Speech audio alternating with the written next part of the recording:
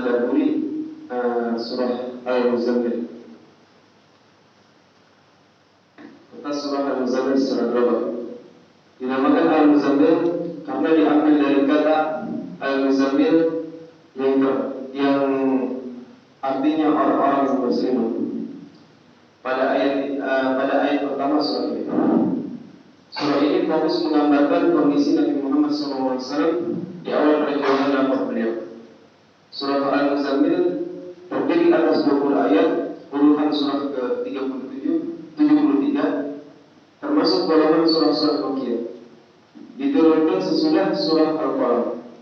Surah ini merupakan panduan yang harus dilakukan baginda Rasulullah SAW untuk menguatkan keluarga guna persiapan menerima wahyu, yaitu bangun di malam hari untuk sholat tahajud, membaca Al-Quran dengan tartil, bertasbih dan bertakbir, perintah bersabar terhadap celaan orang-orang yang mendustakan Rasul. Panduan yang sama berlaku bagi seluruh umat Islam yang diperintahkan sholat tahajud, berjihad di jalan Allah Subhanahu Wa Taala, membaca Al-Quran, menegakkan sholat, membayar zakat, membelanjakan harta di jalan Allah Subhanahu Wa Taala, dan serta memohon ampunan kepada Allah Subhanahu Wa Taala.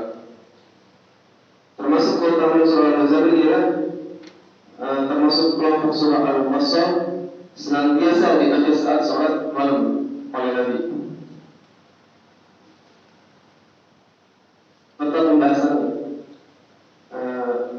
Al-Muzammil ayat 1 sampai 4.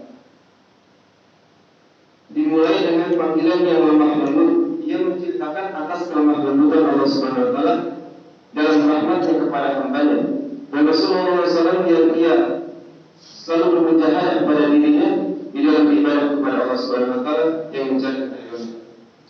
Al-Muzammil ayat 5 sampai ayat 7. Surah ini mencakup tema-tema tentang muatan-muatan beban wahyu yang Allah bebankan kepada Rasulullah SAW. Ia lalu menyampaikan kepada manusia dengan sungguh-sungguh dan ia mohon atas hal itu untuk persiapan ruh dengan bangun malam, sholat munajat untuk beribadah.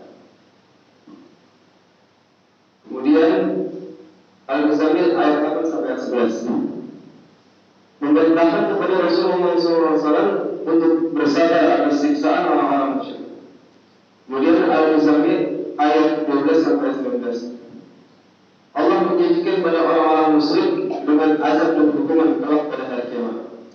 Kemudian Al-Muzammil ayat 20. Surah mulia ini ditutup oleh Allah Subhanahu Wa Taala mengasih keringanan kepada Rasulullah dan orang-orang mukmin untuk sholat malam karena rahmatnya.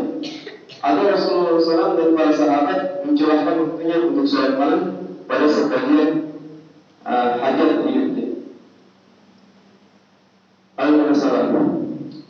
Kemudian surah Al-Muzammil dengan surah Al-Mudaththir. Yang pertama, kedua surah ini sama-sama dimulai dengan seruan kepada Nabi Muhammad SAW. Yang kedua, surah Al-Muzammil berisi perintah bangun di malam hari, sholat tahajud, membaca Al-Quran untuk menguatkan jiwa. Sedangkan Al-Mudaththir berisi perintah untuk melakukan dakwah, mensucikan diri dan bersabar. Hubungan surah Al-Muzammil dengan surah Al-Jin. Yang pertama, surah Al-Jin menerangkan ketakjuban segolongan jin yang melibatkan membaca Al-Quran. Sedangkan pada surah Al-Muzammil, Allah Subhanahu Wa Taala memerintahkan Nabi Muhammad SAW untuk membaca Al-Quran pada waktu malam. Yang kedua, pada surah Al-Jin diterangkan bahwa orang-orang kafir Makkah selalu mengganggu Nabi Muhammad SAW bila beliau sholat. Sedangkan pada surah Al-Muzammil memerintahkan agar Nabi Muhammad SAW mengerjakan sholat pada waktu malam untuk menguatkan jiwa. Hikmah dari ini semua agar kita senantiasa bangun di malam hari guna untuk sholat tahajud, lalu membaca Al-Quran dan munajat kepada Allah Subhanahu Wa Taala. Sekian dari saya. Wassalamualaikum warahmatullahi wabarakatuh.